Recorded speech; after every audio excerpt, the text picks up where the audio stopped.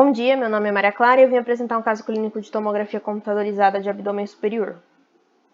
História da paciente é a paciente MGL, sexo feminino, 74 anos, que chegou ao setor de diagnóstico por imagem do HR no dia 3/3 de 2020 para a realização do exame de tomografia computadorizada de abdômen superior, com hipótese diagnóstica de pólipo vesicular e possível metástase de melanoma. Em sua entrevista, a paciente relatou que em dezembro de 2019, ela deu entrada no HR em decorrência de fortes dores abdominais, que levavam a mesma a ter náuseas e até chegar a vomitar em alguns casos devido à dor muito intensa. Durante sua internação, ela foi medicada, os sintomas melhoraram, e aí ela acabou relatando à médica também que recentemente ela tinha percebido a presença de uma mancha de tamanho considerável localizada na sua perna direita. Essa mancha foi analisada pela médica e posteriormente foi diagnosticada como melanoma. A paciente ainda relata que fez alguns exames durante sua internação, com destaque para uma ultrassonografia, um exame de sangue e a própria biópsia do melanoma, porém não consegui ter acesso a esses devido ao recente momento que a gente tem vivido, mas eu vou poder discorrer melhor sobre eles durante a confecção do logbook.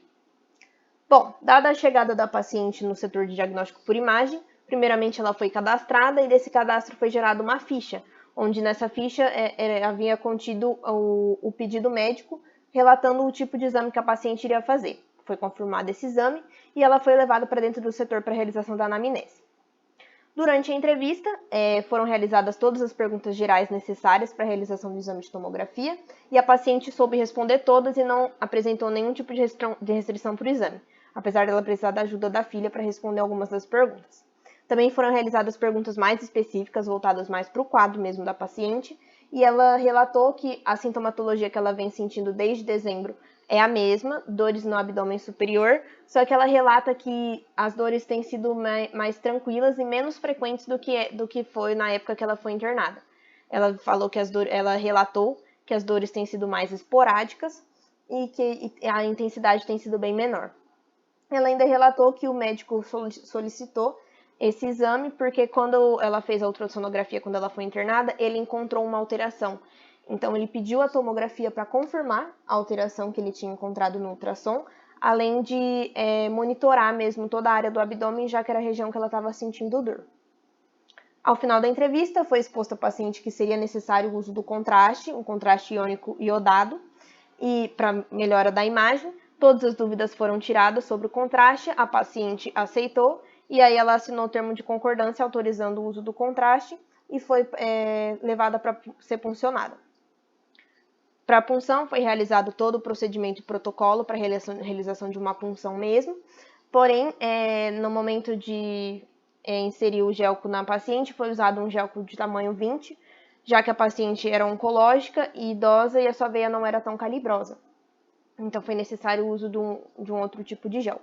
Foi testado o acesso, estava tudo certo e a paciente estava liberada para a realização do exame. Chegando na sala de exame, foi perguntada à paciente se ela tinha algum objeto metálico do seu corpo que poderia causar algum tipo de alteração, de interferência mesmo no exame. A paciente falou que não e foi levada para posicionar. A paciente foi posicionada na máquina de decúbito dorsal, feet first, com os dois braços tracionados para cima da cabeça, para evitar qualquer tipo de interferência, já que o seu exame era de abdômen superior. Foi usado um suporte de lombar para auxílio do posicionamento, e as luzes de posicionamento foram posicionadas da seguinte forma: sagital na linha mediana, coronal no meio da estrutura e axial foi zerada no processo chifoide. A paciente ainda foi alertada sobre movimentos bruscos durante o exame. Ela foi orientada a ficar parada e não se mexer em hipótese alguma. E foi alertada também sobre a respiração, que ela, no meio do exame, receberia instruções sobre a apneia e ela deveria seguir essas instruções. Contraste iônico, o usado foi iônico iodado, como eu já disse. E por se tratar de um exame com contraste, foram realizadas 3 fases do contraste para melhor visualização de algumas lesões e órgãos: a fase arterial, a fase portal e a fase de equilíbrio. Ainda é importante frisar que, para a própria segurança da paciente, mesmo ela não apresentando nenhum tipo de contraindicação, foi recomendado que a mesma esperasse no setor por cerca de 20 minutos após a realização do exame, para caso ela viesse a apresentar algum tipo de reação alérgica ao contraste. Bom, Agora, falando sobre as alterações radiológicas que foram encontradas no exame da paciente. Na primeira figura, a gente vai ter um corte axial de abdômen superior na fase de equilíbrio, com destaque para uma seta indicando uma lesão polipóide hipersinal aderida à parede da vesícula biliar. E na segunda figura, a gente também tem um corte axial de abdômen superior, também na fase de equilíbrio, com uma seta também indicando uma outra lesão polipóide hipersinal, também aderida à parede da vesícula biliar. Então, já confirmando o HD do médico, que realmente a vesícula biliar da paciente está alterada e ela está começando a ter a presença de pólipos ali na região da vesícula. E eu vou falar mais específico sobre isso quando eu for falar sobre as patologias. Mas já dá para a gente encontrar bem em destaque as duas lesões.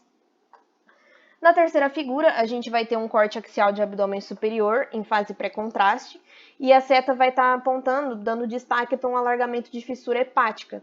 As fissuras hepáticas, elas são as fissuras que vão dividir os lobos do fígado e elas geralmente acontecem ou por diminuição ou por aumento dos lobos hepáticos, e aí a fissura hepática aumenta. Então, isso é sinal de que a morfologia do fígado, apesar de não estar tão alterada, já tem apresentado algumas alterações e o médico tem que relatar isso para a paciente e descobrir o porquê que isso está acontecendo, se tem relação com o HD. A mesma coisa na figura 4, no corte axial de abdômen superior em fase pré-contraste também, onde eu destaquei com uma linha de marcação os bordos rombos, ou seja, todo o contorno do fígado tem apresentado umas protubulâncias e essas que são representadas por esses que são chamados de bordos rombos. Na figura 5, a gente vai ter um corte axial de abdômen superior em fase arterial. E aí aqui eu dei destaque para uma estrutura cística bem hipodensa, como a gente pode observar, e que não foi laudado pelo médico. E eu achei importante eu ressaltar esse cisto, apesar do médico não ter laudado, e apesar de cistos no fígado serem considerados alterações comuns, principalmente em mulheres, porque esse cisto pode estar sendo a causa dos sintomas que a paciente está apresentando, e ele pode também, por ele ter essa característica de ser bem hipodenso, ele pode estar evoluindo para um nódulo metastático, que tem total correlação com o HD da paciente. Então, cabe ao médico também investigar melhor essa parte. E eu vou falar mais específico sobre isso durante a minha explicação sobre as patologias. Essas duas alterações que eu encontrei, o médico laudou também no laudo, mas essas alterações elas não têm correlação com a clínica nem com o HD da paciente. Como a gente pode perceber, na figura 6, a gente tem um corte axial de abdômen superior em fase pré-contraste, com destaque para as placas de ateroma formadas na aorta. E na figura 7, a gente tem um corte coronal de abdômen superior em fase pré-contraste, com destaque para as placas de ateroma formadas agora nas artérias ilíacas. E como a gente pode perceber, realmente não tem nenhuma correlação com o HD, mas a gente sabe do perigo que a formação que o acúmulo de gorduras em artérias pode trazer para um paciente. Então, provavelmente é uma coisa que o médico vai relatar para a paciente e ela vai ter que fazer algumas mudanças, que eu vou relatar mais para frente também. E aí, por fim, a gente tem a última alteração que foi laudada pelo médico. É uma alteração também que não tem muita correlação com a hipótese nem a clínica da paciente, mas eu destaquei aqui num corte axial de abdômen superior em fase portal, e é uma hipoplasia ou agenesia de veia cava inferior. E aí eu trouxe até uma imagem normal, para efeito de comparação mesmo, e aí aqui a gente consegue ver bem a diferença do tamanho de uma veia cava normal e o tamanho da veia cava dessa paciente. Então, é uma alteração rara e que esses pacientes eles têm uma atrofia mesmo na veia cava desde a infância. E aí o médico até relatou no laudo que essa atrofia da veia cava da paciente acabou causando um defeito na perfusão do contraste durante o exame. Mas deu para realizar o exame da mesma forma, tudo certo. Bom, agora sobre as patologias relacionadas com os achados diagnósticos, os achados radiológicos. Primeiro a gente vai ter a metástase de melanoma. Aí eu vou explicar um pouquinho. Primeiro que o melanoma, como nós sabemos, já é um câncer que se dá na pele, mais especificamente nas células de pigmentação da pele, que são os melanócitos. Geralmente, os melanomas eles são malignos, e dependendo da fase onde eu encontro, onde eu diagnostico esse melanoma, ele pode até acabar levar a paciente a ter metástases. É importante frisar que paciente com melanoma geralmente não tem nenhum tipo de sintoma específico. A clínica mesmo do paciente é só a mancha que aparece em algum local da pele. Alguns pacientes vêm a sentir prurido na região da mancha, mas não são todos. Então, não tem nenhuma sintomatologia específica. O que pode levar o paciente a ter sintomas é caso esse melanoma venha a se tornar metastático. O diagnóstico geralmente é feito pela clínica da lesão mesmo e com auxílio de algumas biópsias para confirmação do caso. E quando é caso de metástase, pesquisas mais específicas sobre as suspeitas de onde a metástase está se proliferando.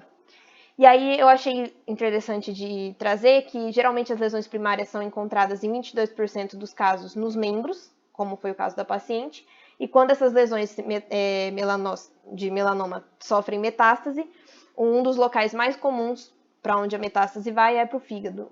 Em 68% dos casos, como é a suspeita da médica, e pelos achados radiológicos a gente não tem como descartar essa hipótese. Inclusive, não dá para confirmar já, mas dá para suspeitar ainda de que o fígado pode estar sofrendo uma metástase devido ao melanoma. Aí aqui eu trouxe um exemplo de um melanoma de pele, e eu achei interessante de trazer esse exame, foi de um artigo que eu achei, que foi feito nos Estados Unidos, foi um paciente que ele sofreu uma metástase de melanoma no fígado, e aí ele começou a apresentar esses nódulos bem hipodensos no fígado, decorrente da neoplasia metastática que ele sofreu. E eu achei semelhante até a característica do cisto. Então, por isso que eu achei importante trazer para efeito de comparação mesmo, que pode ter alguma correlação com o cisto encontrado no exame da paciente.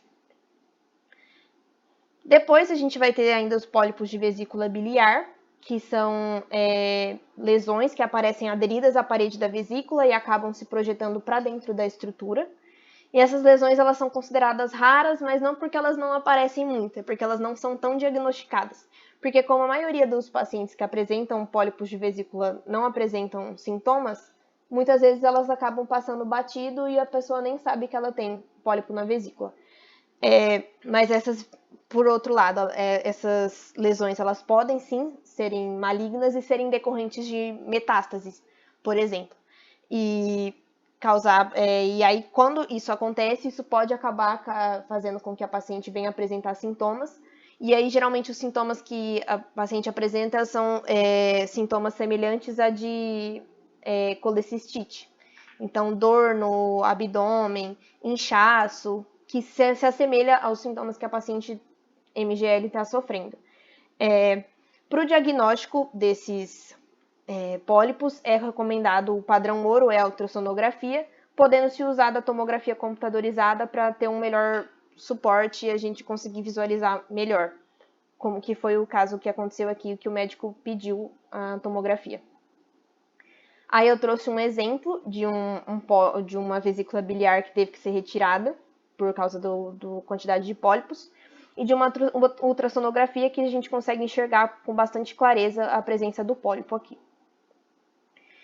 Por último, a última patologia relacionada é a arteriosclerose da aorta. Como eu falei, apesar disso não ter correlação com a clínica atual da paciente, foi um achado radiológico e provavelmente o médico vai dar instruções à paciente sobre como agir a partir dessa alteração encontrada.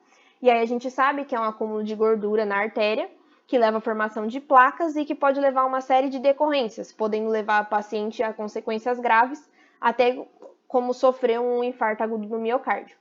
Geralmente, para diagnóstico, são realizados exames como angiotomografia, ecocardiograma, entre outros.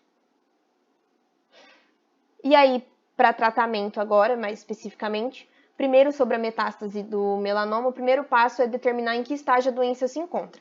Determinando isso, juntamente com o médico, o paciente pode decidir o melhor tratamento, que pode incluir desde cirurgia para retirada do tumor primário, até para casos mais sérios de metástase, imunoterapia, quimioterapia, radioterapia e terapia-alvo.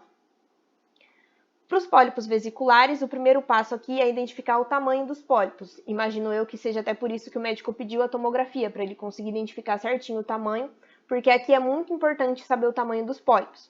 Por quê? Pólipos maiores que 1 centímetro geralmente se parte direto para a retirada, para a cirurgia, retirada dos pólipos, e em casos mais extremos para uma colestectomia, que é a retirada da vesícula, porque geralmente esses pólipos têm risco de se tornarem malignos ou eles já são malignos mesmo. Aí em os casos menos graves são os pólipos que são menores que 1 centímetro, e aí o paciente tem que ficar em observação por 3 meses, fazer o exame de novo, e se houver crescimento também é necessário partir para a cirurgia. E por fim, da arteriosclerose aórtica, o primeiro tratamento recomendado nesses casos é a alteração da alimentação mesmo e de alguns hábitos diários, então fazer atividade física. Em alguns casos também é necessário o uso de medicamentos para controle do colesterol, hipertensão, diabetes e por aí vai. Vai depender do paciente. Aí a contribuição da tecnologia para esse caso específico, esse caso não poderia ter sido realizado sem o auxílio de 2 exames muito importantes. Primeiro, a ultrassonografia abdominal, que é o padrão ouro para identificar pólipo na vesícula, e foi por causa dele que o médico continuou a bateria de exames, foi onde foi encontrada a primeira alteração. E o segundo, que é a tomografia computadorizada, que com certeza vai ajudar agora o médico a fechar o caso da paciente, pois a partir da tomografia foi possível identificar outras alterações, além de confirmar o diagnóstico que já tinha sido feito pela ultrassonografia. Para concluir, após o fechamento do caso, a gente pode concluir que vão ser necessários mais alguns exames para o médico conseguir fechar completamente a hipótese, mas que só com esses exames a gente já consegue reconhecer que provavelmente a hipótese do médico está certa e a paciente se encontra com pólipos vesiculares, provavelmente com relação à metástase do melanoma que é da paciente. E é importante frisar como essas patologias vão alterar o dia a dia do paciente, né? Porque a partir disso a paciente provavelmente vai ficar com o organismo muito abalado, porque ela vai ter que se submeter a quimioterapias e radioterapias. A gente sabe como que esses exames causam efeitos colaterais, como perca de peso, a paciente vai ficar mais suscetível a ter infecções, porque o sistema imunológico vai dar uma desregulada. Consequências para a própria saúde mental da paciente, porque ela vai se submeter a esses exames pesados, ela vai ter que mudar uma série de coisas na vida dela, sem contar em relação ao próprio ateroma mesmo, porque ela vai ter que mudar hábitos alimentares, vai ter que mudar hábitos diários mesmo, começar a fazer exercícios. E eu achei importante de frisar também o impacto da pandemia atual que a gente está vivendo dentro de todas essas condições, porque a paciente ela já seria considerada uma paciente de risco para o Covid-19, e aí, se levar em consideração que a paciente é uma paciente oncológica que tem risco de ser hipertensa devido às placas de ateroma que estão sendo formadas, o risco dela se torna maior ainda e com certeza ela vai ter que tomar muito mais cuidado durante essa pandemia que a gente está vivendo. Essas são minhas referências e é isso.